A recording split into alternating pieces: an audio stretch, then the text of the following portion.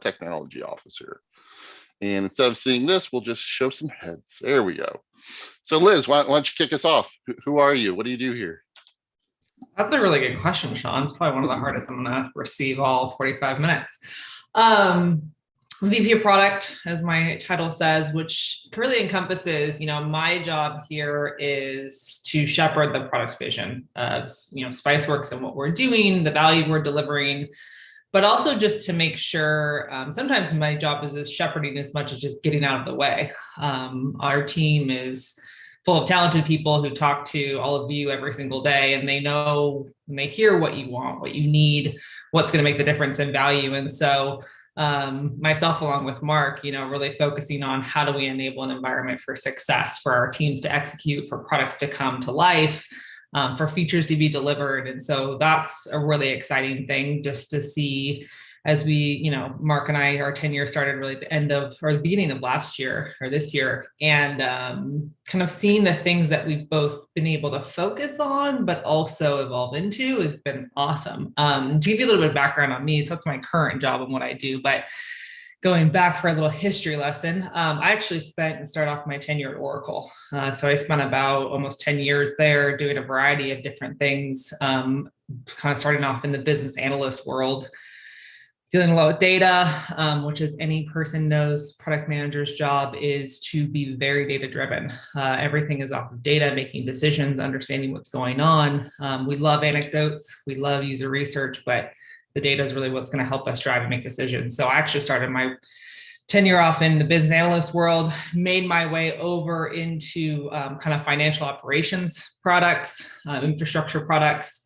And then I, at the end of my tenure at Oracle, was over in their data cloud division, doing a lot really in the B2C space, not B2B, but B2C space in consumer packaged goods data. So how can purchase data influence or predict what is going to happen in the future? And so that's really where I kind of got back to my data roots and getting into, how can we leverage this incredible piece of information to understand so many different things, to understand how to develop products, to understand what people need, to really make it efficient how we make decisions in our personal life and our business life. So I guess you call me a data nerd. Mark will probably say the same thing. He's much more educated probably than I am. But that's really where kind of I got my career started. And then I actually joined Spiceworks. Funny story. I met Jay Dahlberg on a plane and pitched him my product, which he said, I think that's too expensive for us, but I'll offer you a job instead because I like your product and I like your pitch. So we came over to Spiceworks, of course, fell in love with it, fell in love with the people, knew the products a little bit, just kind of being in the IT space in general, knew the brand, and realized I could come in and make a difference. And I'm still here, and I'm just excited that my role has evolved to a place where I get to have more fun with a different variety of products and grow as our company grows. That's me in a nutshell. Awesome. I find it funny you think that's going to be the hardest question. I'm sure I'll come up with something. I will say just a little bit of a funny thing for me. Where I get most nervous in presentations is when I have to introduce myself. So I think it's like the initial nerves of talking and figuring out what you're going to say.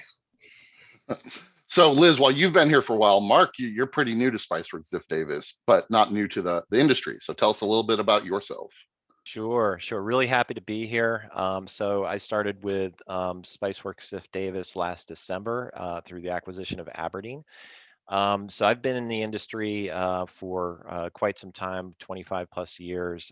Currently fortunate to be the CTO of the company. So my primary responsibilities are guiding the engineering teams that we have here, which have been fantastic to work with, guiding best practices, trying to figure out how to make the vision behind the products a reality, essentially. So it's been great to be here. We've got a lot of really great talented engineers, and on the product side, Liz has been doing a great job with that, and I've really enjoyed the experience of working together to set our vision and to take us forward. So a little bit more about my background.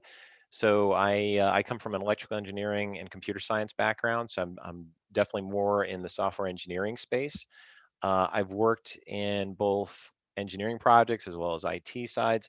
I've worked with startups as well as larger companies too. So as anybody who knows, if you work in the startup realm, you're writing complex software one minute and you're cleaning the bathroom the next. You're basically a jack of all trades. So I've worked in all these different areas, which has been a lot of fun.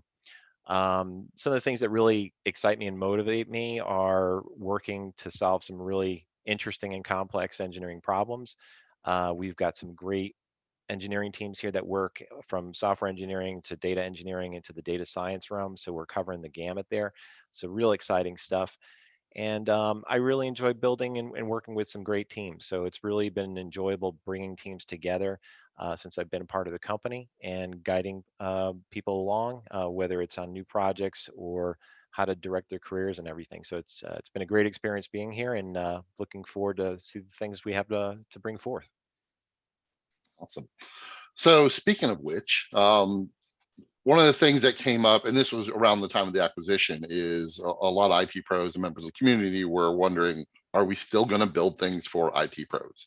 I obviously know the answer to this, but give us your view on it. Capital YES. Yes. Yes, without a doubt. The answer is yes. And I hope that has been no more emphasized than in all the product sessions we've had over the last couple of days. And really our commitment and our transparency to maybe why we've been slow in the past. Why, obviously just outside of product in general, I mean, the last 18 months, the world has been rocked, and that we can't kind of take any exception to that. So the good news is I think the way that we landed and the way that our teams have kind of adjusted to this new world and adjusted to remote work and adjusted to what does that mean for how we stay in sync with our product visions? What does that mean with how we stay in sync with the communication and with the speed and velocity that we can deliver? I'm not going to lie, it took us a bit, but it also was in combination with people worried about if their family or loved ones were going to get sick. So there was stressors, I think, that every single individual inside this company and outside this company dealt with last year. And kind of as we got to the end of it, really made some decisions. And RJ, Richard Jelly-Chandra, I call him RJ here, as you've heard him speak many times this week, he made a decision for us. He said, you know what?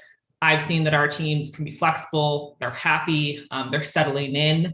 We had some exceptions and we've got some folks kind of better working environments, but we want to be a remote first company. And we want to not kind of yank back and forth our teams, especially our engineers, their working environment. Let's let them settle in. Let's let them get acclimated to what we can do. And so I think from that perspective, and that just happened to come right after the acquisition. So acquisitions, even the best ones, can be turbulent. And I will say that, Ziff Davis joining Spiceworks joining Ziff Davis was not, I would say, it was not by any roads bumpy. Ziff Davis was very open to what we wanted to do, who we are, who we want to still be. There was nothing coming in of them challenging us.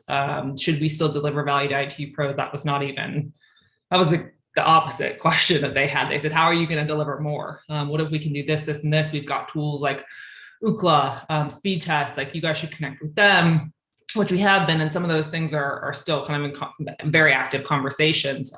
But, a short answer is yes. The long answer it is, we had an adjustment period just like everyone else. And that happened to come right after an acquisition. But we're back into a place, especially this year, where I've hopefully given the environment to the team where we can be extremely focused on what matters, not chasing down the shiny object, but what our users have been asking us at some points for almost years at this point. Being honest about our technology and where it is and what's going to be supported or being even able to be supported going into the future. And, we knew that we had to make a tough decision with the on-premise help desk. We knew that that was an extremely important experience to our IT pros. And so if we couldn't get it back to a place kind of in the good old days, right, can we make a new golden age, right? Can we make a new golden age of IT tools and applications that are free, that will remain free, and that can really deliver not all the same features and parity, because we developed that tool in a world that's very different than where we're going today, where the industry is taking us today. I mean, yes, IT pros still manage a lot of hardware, but we know they're shifting toward a world of constantly managing more software, more services. How does that work? And now that not only we as a company have experienced remote work first, but a lot of the companies they support and work in are also remote first, or at least a hybrid environment, and they themselves are as well. So how do we develop our tools to meet that new narrative? And also, we're in the middle of a generational shift in the workforce. Millennials are obviously getting older, Gen Z, for all of us who don't like to think about how old you're getting, Gen Z is entering the workforce. So, and they just have different ways. They're one of the first, the younger millennials, right, grew up with pretty much technology, I think AIM and instant message and stuff. I did not, show my age, but definitely grew up before the internet and remember writing in cursive and doing all those lovely things. But we're having generations enter the workforce that have never experienced that have never been without technology or a digital way to make a decision. And that's going to permeate and shift how we develop our tools and how we deliver value to our IT professionals. And to be candid, we're still figuring it out. I mean, we see all the research that, obviously in the state of IT, we do our own research. We know these problems are out there. We know these shifts are happening. What's the best way to meet those? We have a lot of answers, but there's places that we don't have a lot of answers. And so that's why for us, the feature request system is huge. User interviews are huge. SpiceWorld is huge because it's the one time of year where we can really give a platform not only to what we're doing and be extremely transparent with our users about what we're developing, but give them a chance to be transparent with us and say, yes, this is awesome. It's awesome, but not enough. Or what about this, this, and this? And we love to hear that. We're never going to not love to hear that stuff. So the long answer that I just said is all of that, but the short answer is very much a capital yes. Awesome. One of the things you brought up are, there are other things within J2 and Ziff Davis, such as Ookla. Aberdeen is obviously pretty new to Spiceworks Ziff Davis. Can you tell us a little bit about what Aberdeen actually is, Mark? Sure. So Aberdeen started many, many years ago. It's actually been around for quite some time. It basically has it brings together a lot of different data from multiple sources. And I came into Aberdeen actually through an acquisition as well of a company called the Big Willow. Basically, what we were doing was pulling together a lot of different data, technographic, firmographic, contact data. And what Big Willow brought to the table was intent data. So buyer intent data, trying to help people understand who is really in market for a particular product set. I think as we've all seen, we're used to seeing ads that are a little bit more custom tailored to our background, search histories, and things like that. So buyer intent allows us to offer that to our clients to give them the opportunity to figure out who are the people to target rather than just essentially put out billboards that are going to hit everybody out there. So that's the technology that Aberdeen had that got pulled into Spiceworks Ziff Davis. So as you can see, we've got a lot of different things that we focus on. We've got the tools and apps, we've got the community, we've got the buyer intent data that we deal with, lead gen, all these different spaces are areas that the company has been focusing on. Awesome. That actually segues into my next question pretty easily. One of the things, we've heard historically over the years is, our members know that the community is free to them because of the partners we work with. And part of that is because of ads. Do we have any thoughts on adding more ads? Do we want to have, more things going on? And the other big thing that always comes up is privacy and data protection. Are we treating, sort of the things you're talking about, is that down to an individual level? Are we looking at organizations? Tell us a little bit more about that. Okay, maybe I can cover the privacy part first there. So obviously, we're very, very concerned about privacy and respecting everyone's privacy on a personal level. We strive very hard to follow all the guidelines that are out there.